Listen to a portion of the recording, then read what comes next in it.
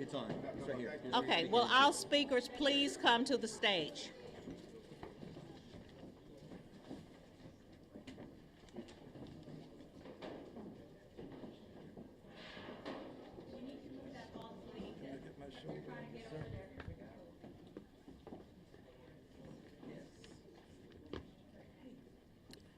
We're going to go ahead and start, even though the Congresswoman plane probably just landed and she is en route.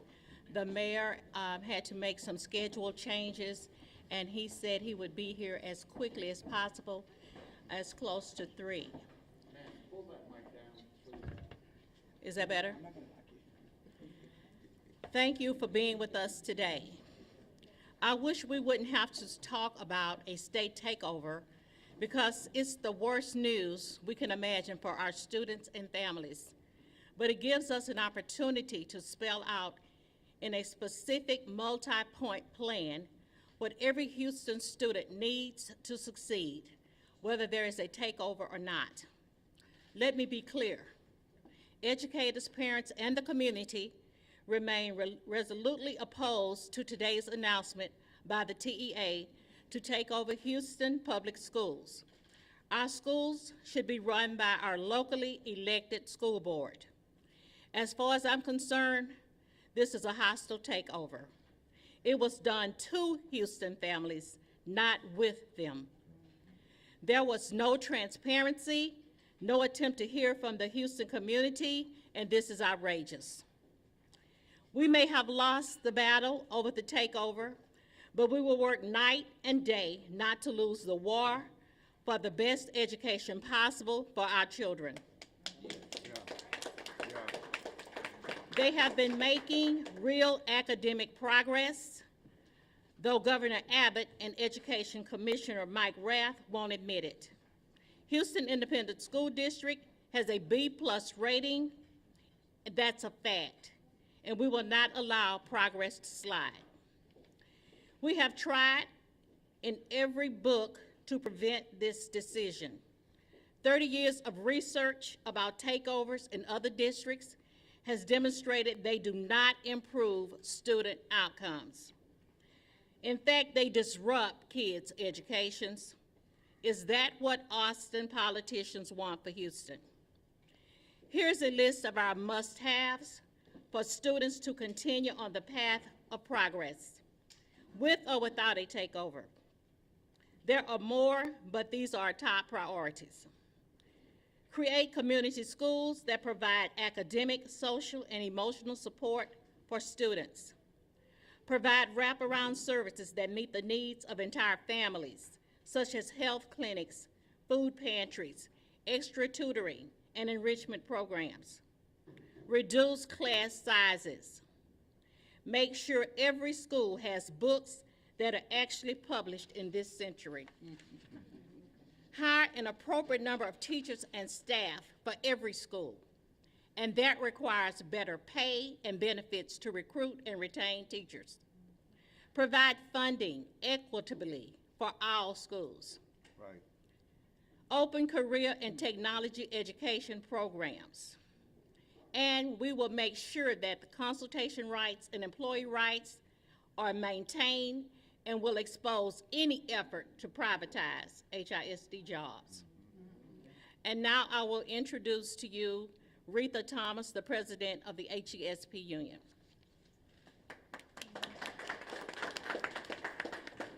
All right, good afternoon, everyone. I had wrote this speech earlier, but now that the state have announced they're going to be taking over HISD, and here's some things that HESP is going to be asking for. Better pay for our frontline workers so they are paid for what they are worth. Improving the pay and working conditions will bring in more bus drivers, food service employees, because it's a package to attract and retain.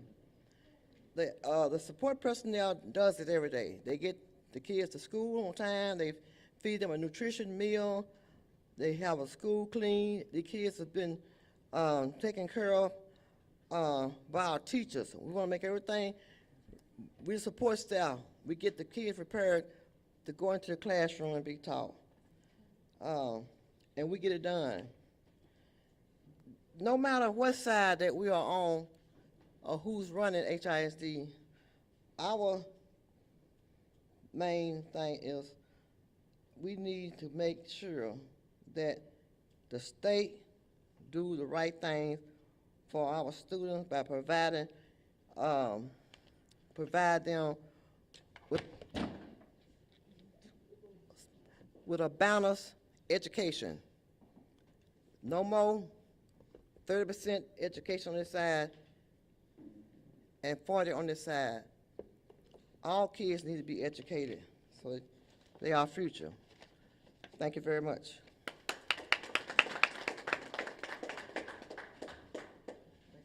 Thank you, Retha.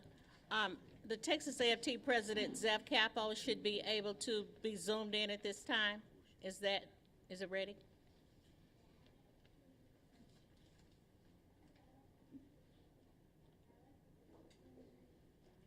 We can't hear you, Zeph. Hold on a minute, Zeph.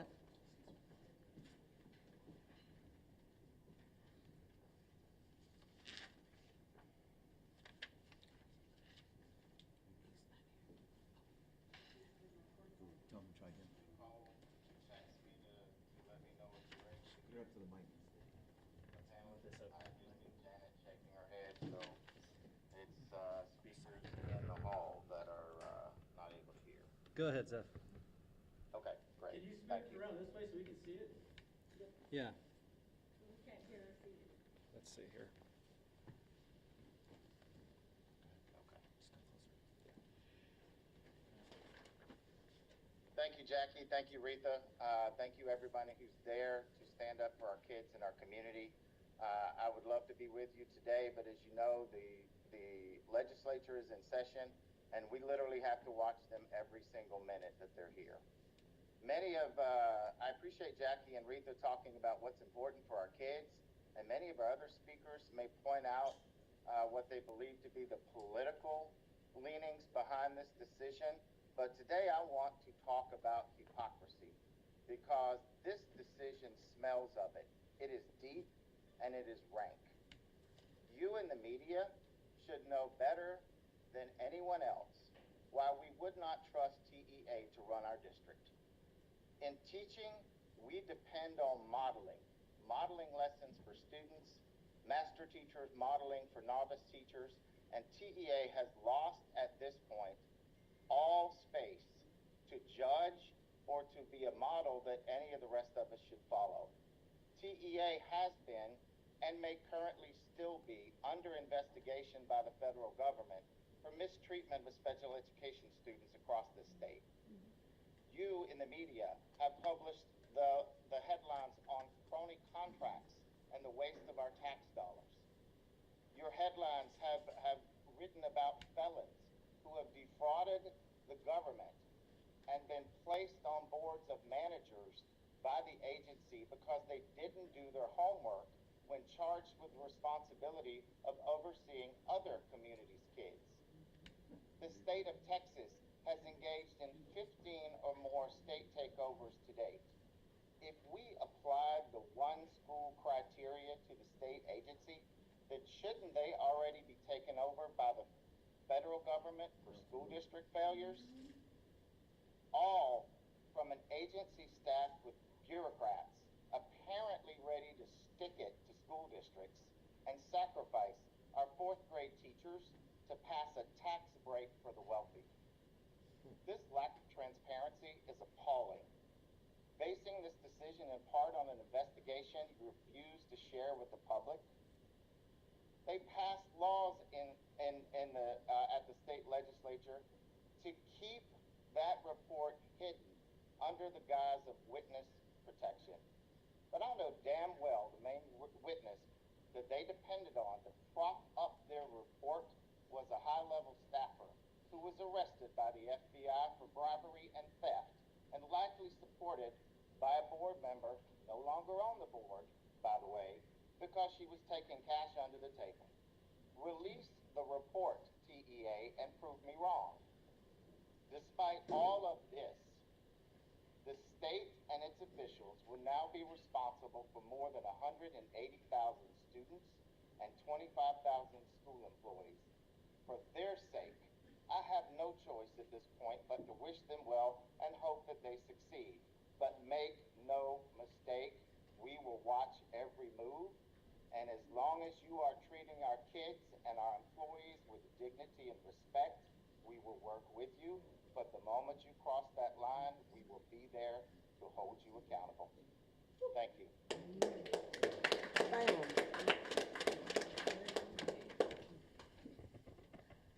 Thank you, and now we will hear from Congressman Al Green. Thank you very much, Jackie. Thank you, Retha. Thank you, Bishop. Thank you, all assembled here today. I have not conceded. That's right. I do not believe that this is the end. I think it is the beginning of a challenge that we have to take on, and I still believe that the people in Houston, Texas, with their children, can prevail and maintain control of their schools. I still believe it. I know that the school system has been underfunded. It has been underfunded for decades. It didn't just start. The federal government has had to fund. The Texas tax dollars that should go to schools are going into the pockets of people who do not see public schools as the means of educating their children. This voucher program is all about draining public dollars from public schools and putting them in the pockets of private individuals who already have their children in private schools and don't need the public dollars. I'm upset and I'm angry, but I'm going to positively channel my anger. I'm not going to do something that will cause some harm to come to this cause. And I ask that others, let's be positive in this sense. We can protest, but we have to do it peacefully. We want to do it peacefully. We want to make sure that our message gets to the governor. We want to make sure that people understand that the teachers care about the students, the parents care about the teachers, that we together will stand against the governor, and the governor can't take over just because he wants to. He has to have our cooperation. We don't have to cooperate with the governor. He has to have our cooperation. We don't have to cooperate. He didn't cooperate with us.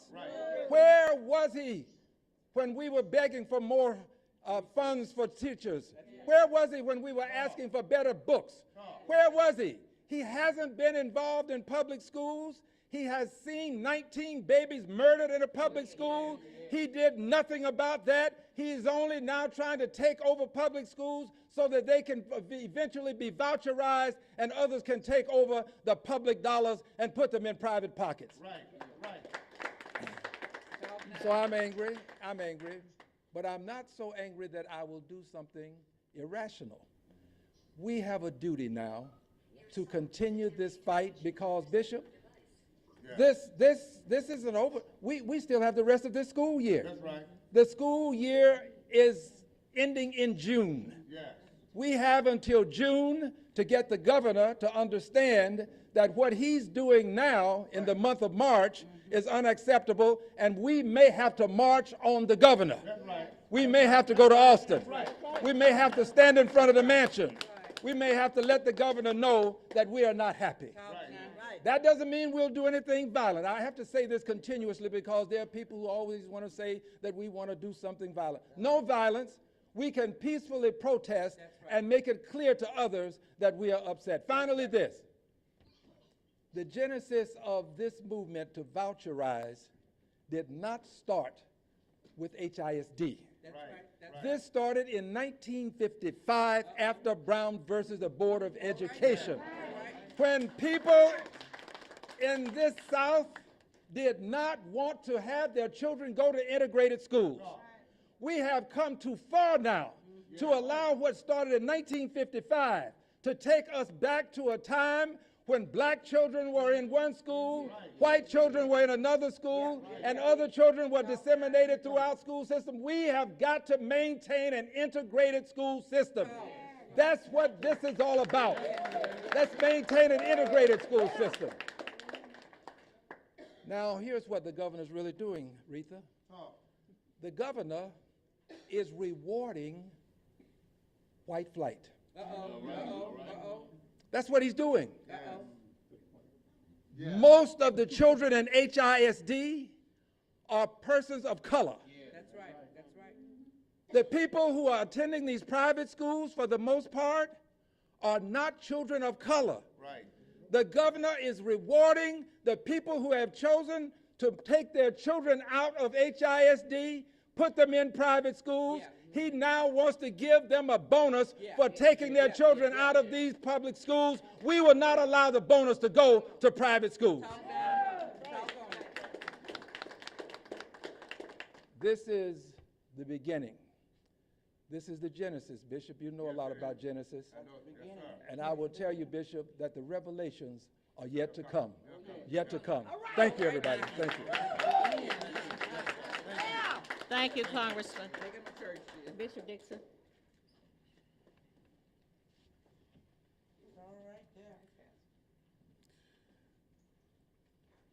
To all of those responsible for us being here, thank you so much, President Anderson, and to all of you, the labor union leaders. Thank you so very much, Ms. Retha, and to Hattie, all of you, our colleagues, and to our congressman who just articulated very well exactly my sentiments.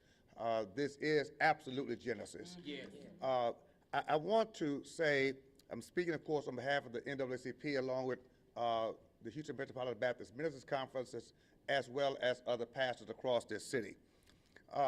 This is a hostile and unjust takeover of HISD by the TEA and by the governor of our state, and it is a crime against almost 200,000 children. This is a crime. I want to go on record to say this is a crime. Yes, it is. It's a crime against public education, and it's a crime against the Houston community. Today, Commissioner Mike Morath,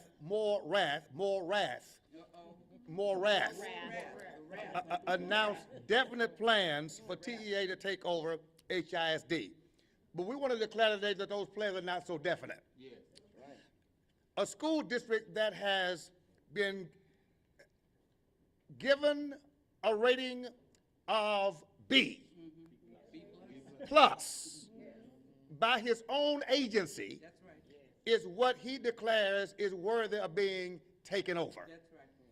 A school that has earned the grade of C by his agency is the litmus test for this action. It is absolutely irrational and ludicrous to use a grade from the past to make a present decision in 2023. I want to go on record today as well as saying that we're calling for the Federal Department of Education, the Secretary of Education, and all other federal levels to investigate the constitutionality of this action. We're declaring, according to Title VI, this is discriminatory practice and public policy. We're also saying today that we're going to take every legal angle to block and to stop this action, and we will take peaceful, disruptive action to block and stop this action. There comes a time that we have to be committed to being in good trouble. There comes a time that we have to stand, even when we have to stand in the way of people who would dare utilize our children for the economic advantage of people who don't live with us, don't invest with us, don't support our community. We will not stand by, and we will not go away without a fight. Today, we're here to say that we are really, really, really amazed at the level of arrogance to understand that the Commissioner Morath had never accepted an invitation to meet with our legislators until today. All of the invites to have a meeting to discuss this situation, he never said yes to a conversation. The governor has never met with our legislators nor stakeholders to discuss what is the reason behind the hostile and unjust takeover. When you look at HISD, a B+, Klein ISD has a B. Fort Bend has a B. Conroe ISD has a B.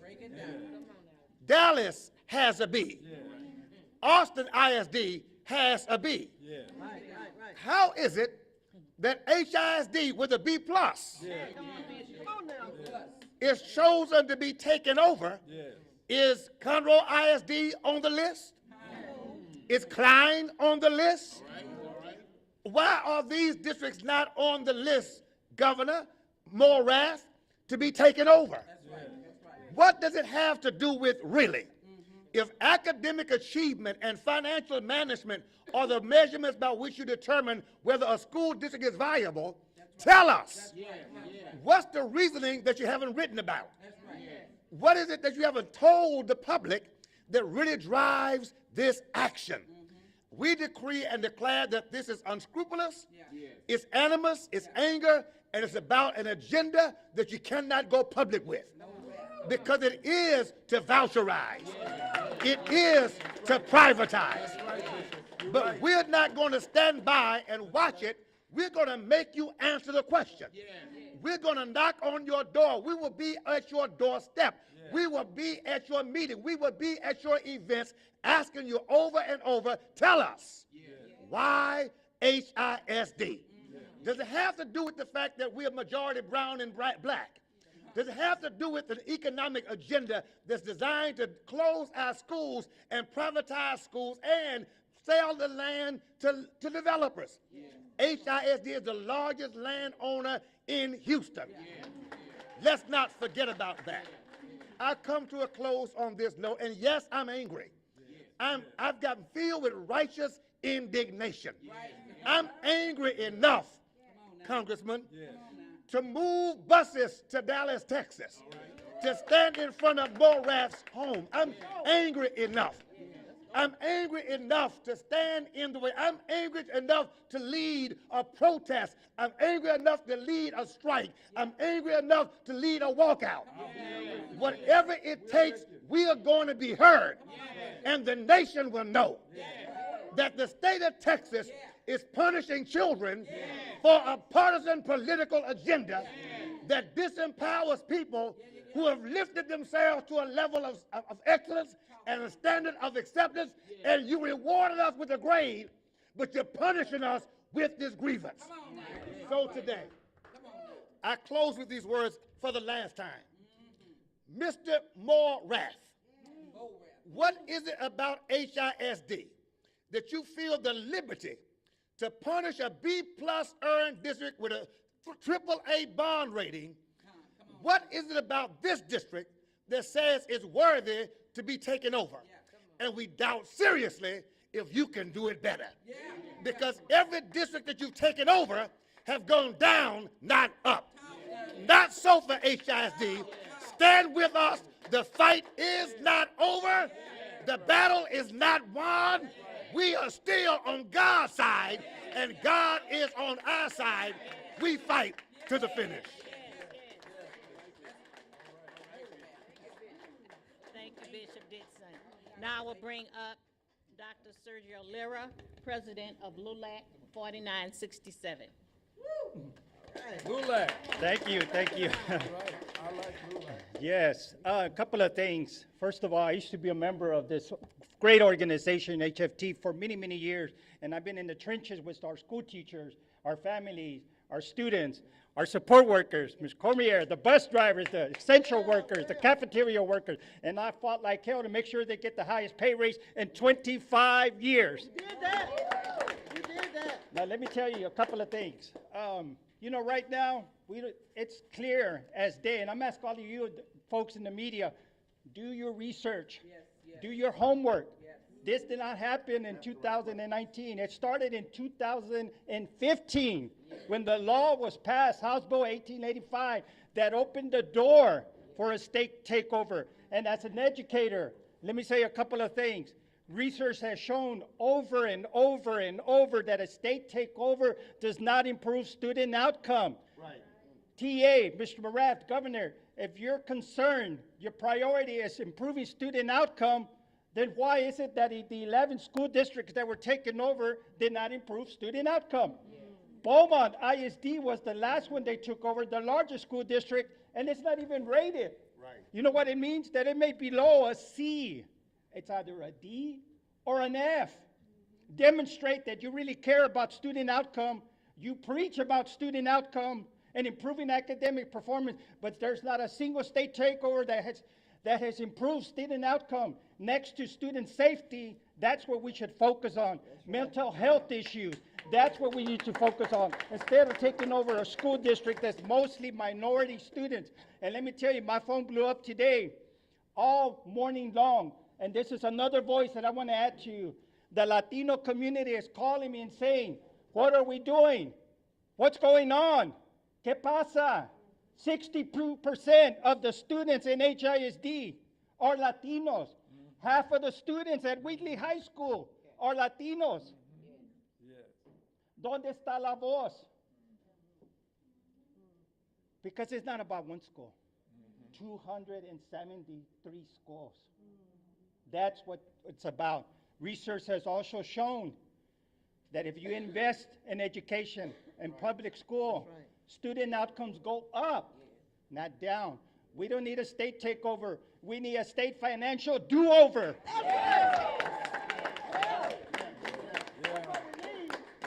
And let me just say a few words para en español, que son la mayoría. ¿Dónde están nuestros líderes? ¿Dónde está nuestra comunidad? Necesitamos que tener la voz para nuestros hijos, estudiantes y padres y los trabajadores esenciales que trabajan en la escuela y sus hijos atienden y asisten a las escuelas públicas de Houston. Quiero que sepan que esto es un ataque en la educación pública para privatizar la educación. El gobernador comenzó con los vouchers, school choice, eliminar programas de diversidad y ahora tomar control del distrito más grande. El mensaje es claro, no es el estudiante, son los intereses de los millonarios que viven afuera del Estado y que están apoyando a las personas que apoyan estas leyes. Les quiero decir a todos que sí se puede y así estamos unidos. Gracias. Thank you, Dr. Lira. We can talk all we want, but at the bottom of this are parents and students. And so we have a parent here, and we have some students that want to speak today. Hello. My name is Audrey Nath, and I am a proud HISD parent, as well as a pediatric neurologist. As a parent, I was appalled to hear about the state takeover. We love our school. My son is a kindergartner at Wharton Dual Language Academy. It is our neighborhood school. We walk there. It is beautiful. There is tons of parental involvement. So I felt like we must be talking about a different district, because this doesn't sound right. Exactly. There's not a single parent that I've spoken to who wants this. None of the parents or teachers that I've spoken with at school or on the playgrounds or at play dates are saying, oh, we need to have some non-elected managers taking over our school. Nobody is saying that. And as a neurologist, I'm very concerned that there's no plan in place for our students with neurodevelopmental disabilities. No plan whatsoever. And our students with disabilities, they have very intricate accommodations and plans, and they deserve better than to be an afterthought to the managers. As a scientist, I know that the data shows that takeovers don't work. Tell it. In the literature, Schuler and Bleiberg, 2021, that paper reviewed state takeovers all over the country and found no improvement in academic performance from the state takeovers in any of these districts. So, in conclusion, as a proud HISD parent and a physician, our fight has only begun. That's right. That's right. Help us That's right. by signing the petition at houstoncvpe.org. Let's demand a democratically elected board that answers to us. That's right.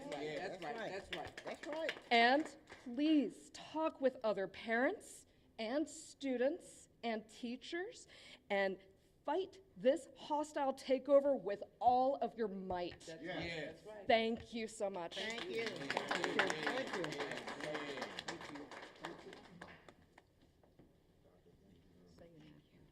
Hello. Oh, and this one? Okay. Hi. My name is Eileen Reyes. Speak loud. Okay, Use your sorry. outside voice. Hello. My name is Eileen Reyes. I am a freshman at Westbury High School. I'm 14 years old. I believe this takeover will not work out at all. Takeovers rarely even work. It is very unfair to parents, teachers, students, and people who run HISD. It's a slap in the face telling them that they're not working hard enough, That's right. that they're not doing anything to help us. That's right. It is the largest district, so I expect there not to be perfect, for there to be some mistakes, but this takeover could be the worst thing that could happen. That's right. There's hundreds, maybe even thousands of students who are at risk of their schools being shut down because of their low scores. I am a human. I'm a student. I'm not a test scorer. Yes. Make it plain. Make it plain. I work hard. I go to school 5 days a week and only get 2 days off. It's like a full-time job that I don't get paid for.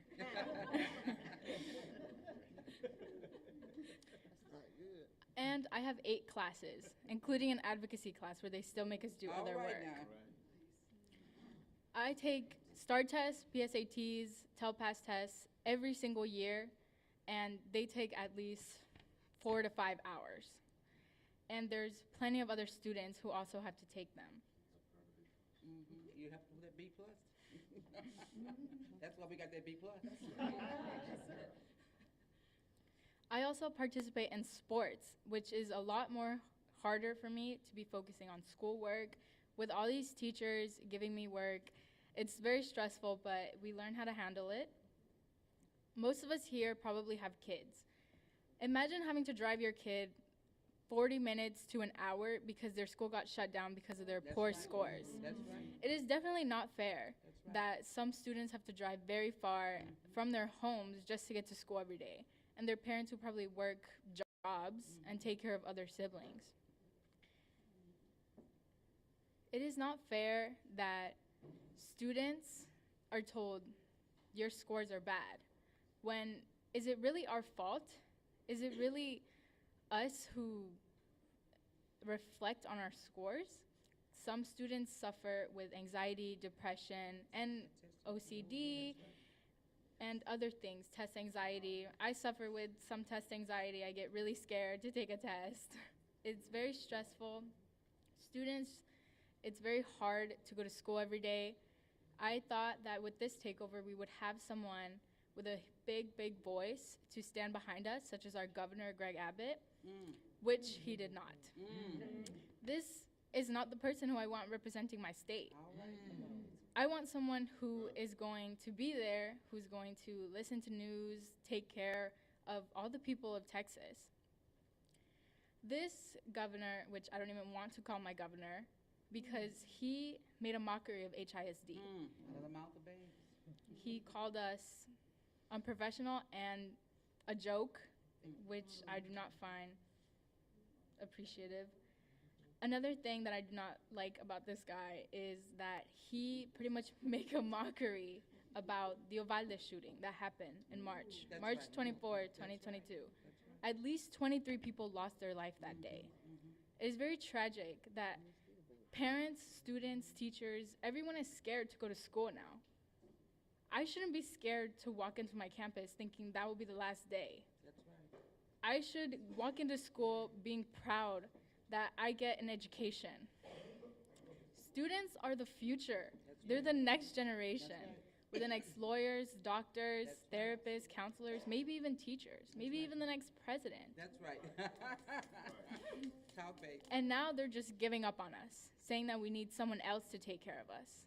We can do this ourselves. We can handle it ourselves. There's protests out there. There's a lot of things that can be signed, like a petition. I encouraged my family and I signed it myself. This takeover cannot happen. That's right. That's at all. Thank you for your time.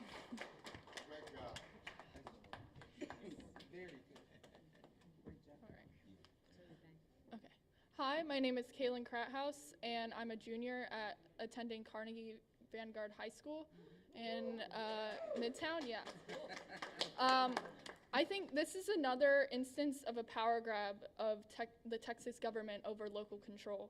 This is not improving our education. It's about taking over taking power out of the hands of minorities that have fought relentlessly for their voice in public education, for better opportunities and resources. Right. We should be focusing on the teachers, the students, and support of the students. We see a lack, students like me see a lack of funding every single day when we go to school. My classmates and I, and all of HISD students, need adults that represent us and care deeply about our education, our concerns, and not our financial value. That's right. That's Thank right. you. Very well said. Very well said.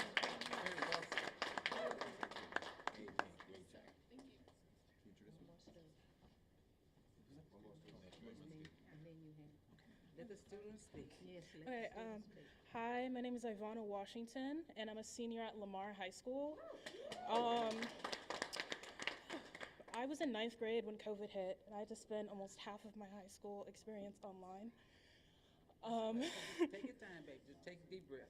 There are many students like me that COVID has affected that the governor doesn't even care to understand.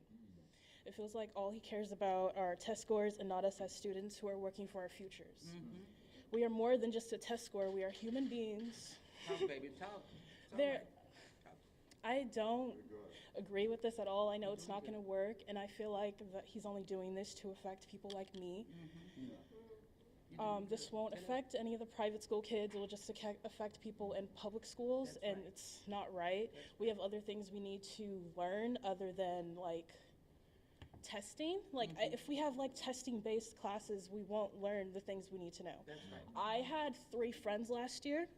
One of them had a pregnancy scare, and 2 of them had sexually transmitted diseases. We never got a health class or anything like that. I feel like that's what we need to focus on and not our test scores. They need to teach us things for our future.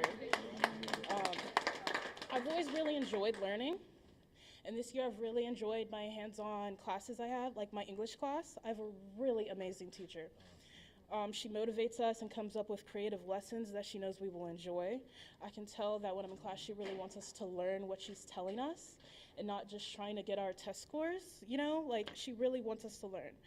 And I'm concerned that if the state takes over, students won't get the support they need, and students will start being taught things just because of testing, and we will lose what makes students actually enjoy to go to school. It will just make us want to drop out if you feel like we're not listening to us. So if you care about HISD students like me, please sign the petition on our website at HoustonCVPE.org. Thank you. Thank you.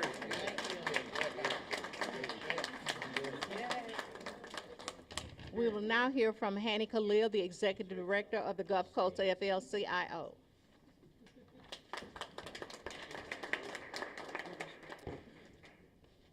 Good afternoon. It's Hanny Khalil. I'll spell it because it's probably the hardest name of all those that have spoken today. It's Hanykhalil. In addition to being the executive director here at the Texas Gulf Coast Area Labor Federation, I'm a former HISD social studies teacher and a proud board member of the Houston Federation of Teachers. So our 95 affiliated unions and 60,000 union members are proud to stand today alongside teachers and support personnel and parents and students and faith leaders and former trustees and elected officials here in Houston to call out the hostile takeover of HISD for what it is. It is a coup. Sometimes coup plotters carry Confederate flags. Sometimes they wear fur and horns. And sometimes they wear jackets and ties, smiling while they take a hacksaw to your rights, telling you what they're doing is servant leadership. And that is what is happening today. This is a coup, plain and simple. Mike Morath. Morath. So experience has proven over and over again that school district takeovers fail. They lead to skyrocketing teacher turnover, more school closures in black and brown communities, and profit-seeking charter expansion that purposefully under-enroll students with disabilities to inflate their accountability ratings. This is just the latest in a long campaign by state officials to roll back successful and popular programs right here in Harris County. In addition to today's takeover, let's keep it real. State officials have obstructed Harris County's ability to implement a responsible budget with increases for public safety. They've implemented legislation blocking efforts to make voting easier and secure. They've limited the ability of cities and counties to raise revenue. And they've obstructed local health officials' work to prevent the spread of COVID-19 and keep our families healthy and safe. That is what state interference in local government looks like. And now, new legislation introduced just this legislative session threatens to further erode Houstonians' ability to govern ourselves. House Bill 2127, Senate Bill 814 would prevent cities and counties from adopting or enforcing local ordinances related to labor and the environment and workplace safety, finance, insurance. The list goes on. By giving exclusive authority to the state over these codes, this Death Star law would make any local law within those areas unenforceable. That means an end to water breaks for construction workers working in the hot Texas sun in the summer. It means an end to prohibitions on predatory lending that takes advantage of vulnerable residents. It means an end to our very ability to govern ourselves locally. So Governor Abbott's takeover of the largest school district in Texas, the fourth largest city in the United States, has been predicated upon demonizing and delegitimizing and now disenfranchising Houston voters. Demonizing, delegitimizing, and disenfranchising. That is what this TA takeover is. The fact is they want to take away the ability of our elected leaders from the state's most populous and diverse county to represent and lead our own communities. This isn't about helping students. Let's not kid ourselves. It's about taking power from voters in the largest and most diverse municipality in Texas. It's about blocking our progress at the local level, the progress that makes the lives of working families better that we have been doing here in HISD and in the city of Houston and Harris County for years. So the AFL today calls upon Governor Abbott and elected officials from both parties to reject these attacks on our schools and our communities and our democracy. We call upon them to reverse this takeover, reverse course. And we call upon them to reject House Bill 2127 and Senate Bill 814, the Death Star bill currently making its way through the state legislature. We need to defend our local power. We need to defend democracy here in the city of Houston and Harris County. Thank you very much. Thank you, Hanny. On stage also, but not speaking, I want to recognize Ms. Carmela Walker, who is coordinator and advocacy specialist with the Houston Area Urban League. Bishop Dixon, you want to come and bring greetings from? Yes, I do want to mention that Congresswoman Lizzie Fletcher sent her regards and full support. Commissioner Rodney Ellis sends his full support, could not be present, along with several council members as well. I want to say this, and I think this really needs to be said. When you listen to what Hanny just articulated, the reality is when you take democracy out of an institution like Houston ISD and place this institution under the board of managers appointed by a singular individual, we are going back to a time before the 50s. I don't want this to go unspoken. We are not asleep at the wheel. That's right. We understand what plantations smell like. We understand what oppressive politics looks like. This is really about taking authority over a district like HISD. It's apartheid. This is not modest. This is not congenial.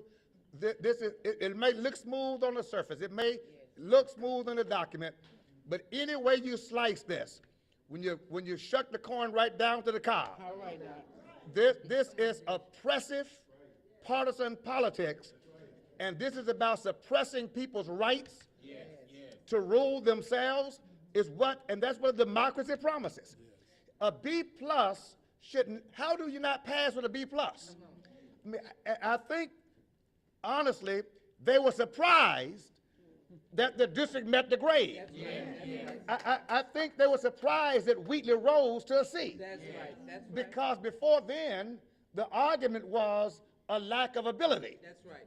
Incapable. The professionals were incapable. The teachers were incapable. The students were incapable. The parents were incapable. But they made the grade. That's right. So now that they made the grade, you have to change the rules. That's right. So now you say it doesn't matter if you made the grade. We're going to take over. If we had made an A, They still were coming. we will still be dealing with the hostile, unjust takeover because the decision was not based on merit. The decision was based on motive. And that's what we've got to communicate. This is not about merit. This is about motive. And we want to make that clear. Media, we're asking you to ask the question to Commissioner Morath. If they merited a B, what's your motive for the takeover? Right, exactly. Explain your motive for the takeover. And why can't you, if it's honest, have a town hall meeting in Houston with parents, with these students who are on this stage? They earned the B. That's right. That's right. Come explain to these students. Let me see the students. Come and explain to these students who earned the B plus why a B plus was not good enough. Come and explain to these teachers why a B plus is not good enough. If it's good enough in Conroe ISD, if it's good enough in Klein, if it's good enough in suburban districts, why isn't it good enough in an urban district like the Houston Independent School District? That's the question that we want the media to ask of the commissioner and of the governor so that we can get to the bottom of it. Just tell us. Yeah. Just tell us we want to rule you. Yeah. Just tell us we want to profit on you. Just tell us the truth. Don't lie about it because it cannot be about the grade. You set the standard and they rose to meet it and you're still punishing. Right, right. That is a moral question. It's a justice question, and you need to answer it for the public because, Governor, you are our governor That's right. of our state. That's right. Mike Morath, TEA is not owned by you. That's right. This is a state agency. That's right. We need you to be held accountable. It's not based on their merit. Tell us what is your motive. That's right. That's right. Are there questions from the media at this time? I have a question, real quick. My question is, as the Latinos are the largest minority, 62%, where does this leave the bilingual program, and where does it leave the special ed program? Because I've spoken to, as a retired teacher, that December. It leaves it in the hands of a management, a board of managers, unelected, that the parents of the 62%, those children, will have no influence to determine curriculum, programs, health and safety and wellness of those children or of the other. What about the board of managers? Will they reflect the look of the community? there is, that is appointed and is not up to the community. The board of managers will be selected by the commissioner, Morath. That is not a public decision. All of this is about putting the hands of putting all this power into the hands of people who want to control our outcomes, control the minds of our children at the expense of democracy.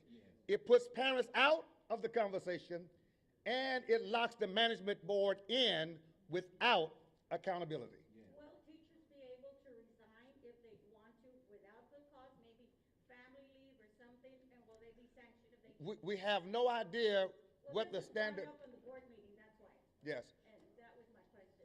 Well, I'll say this. I want to reiterate, and I think someone else can chime in.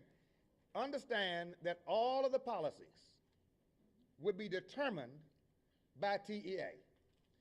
The public will have no input and no jurisdiction as to enforcing policies that the public desires for our own children, and that board of management can change anything that exists right now.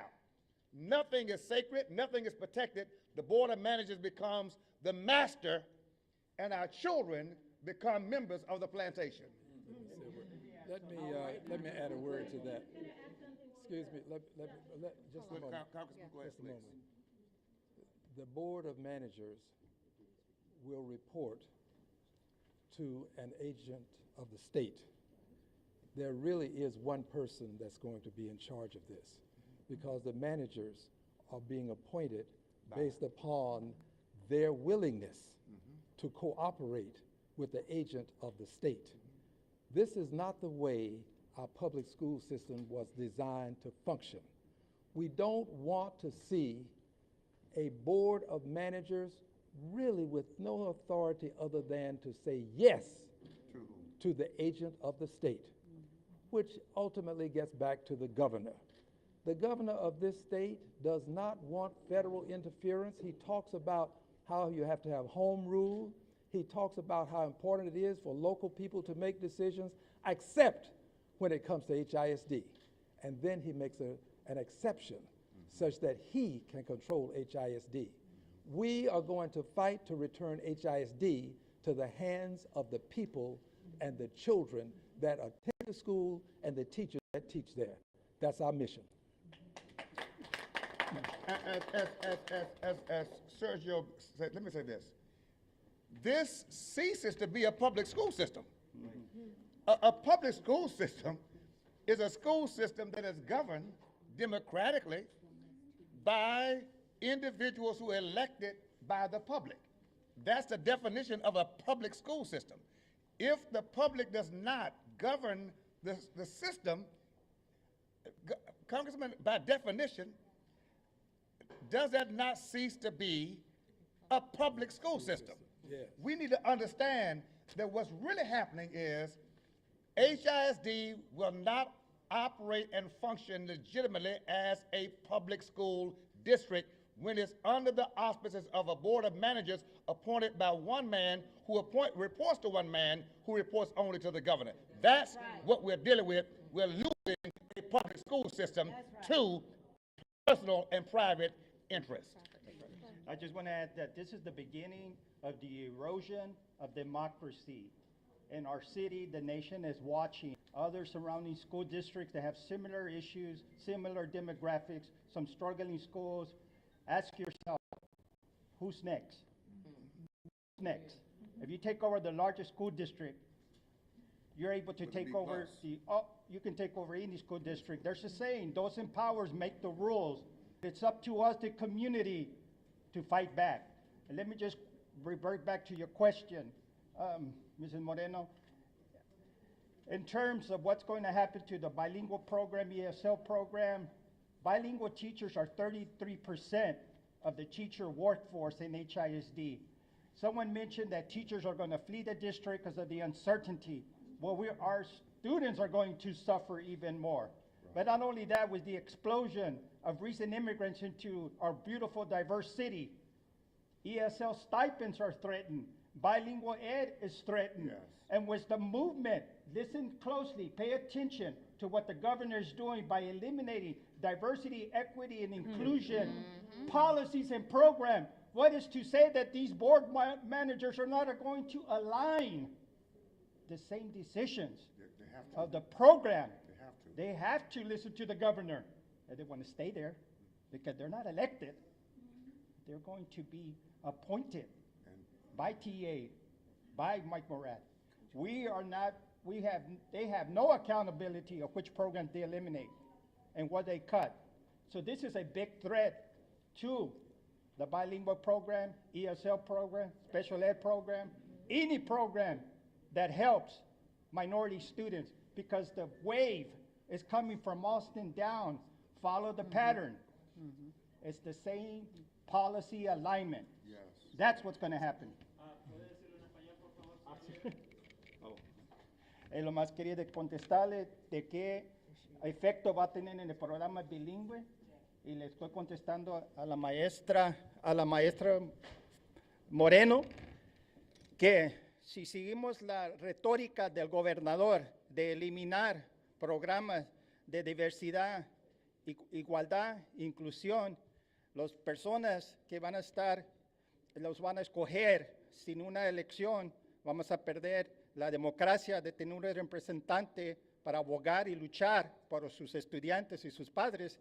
Lo que va a suceder, existe una amenaza muy grande de eliminar los programas bilingües, de eliminar los programas de ESL, de eliminar y cortar fondos de los programas de educación especial, porque esta es la filosofía que tiene el gobernador y los republicanos que están en control de Austin, del gobierno estatal que toma estas decisiones. Es una amenaza muy grande. Y también, si pueden tomar a ventaja del distrito más grande, pueden tomar a ventaja también de los distritos que siguen alrededor y tienen los mismos problemas con la minoría de estudiantes. Ya llegó una persona muy querida. Thank you.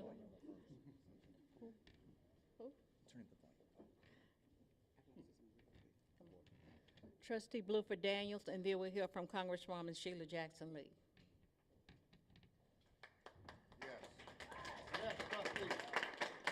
See, I was wise enough not to follow the Congresswoman. But let me just say that I am Kathy Bluford Daniels, and I am a current sitting board member for HISD District 2. And I wasn't going to say anything, but I was compelled to do so because let me just explain something to you. I am a proud 1975 graduate of Phyllis Wheatley High School. Let's be clear, Wheatley produces productive people, and I am not going to continue to hear and let our students at Wheatley, Cashmere, and any other schools, but especially Wheatley, continue to hear that handle that they are not successful, that they are failing students. We did all right. Everybody knows Barbara Jordan and Mickey Leland and George Foreman, but now you know Kathy Bluford Daniels. Bishop Dixon's mom. We have so many people that have come through those hallways, and to continuously say that our children are failure, they don't deserve this. Keep in mind, this is what people fail to realize. When we came, we got a new board primarily in 2020, January of 2020. March of 2020, we were out with COVID. That's 1 year. March of 2021, we were primarily out with COVID. Half the kids came back. That's 2 years, guys.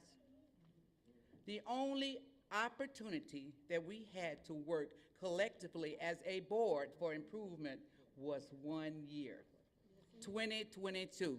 And in that 1 year, our students rose to the occasions. These students that are right here rose to the occasion. Wheatley students rose to the occasion, and they, of course, got that seat. They earned that seat. Right. And so now, 3 years later, 2019 is what we're hearing continuously. But we in 2023.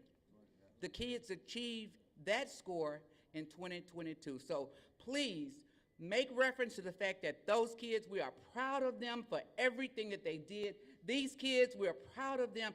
You know, we're there fighting for our kids. Most of us are retirees. We're not there for as an exercise. It's legitimate for us because I'm that kid at Wheatley. I'm that kid at Cashmere, as was mentioned.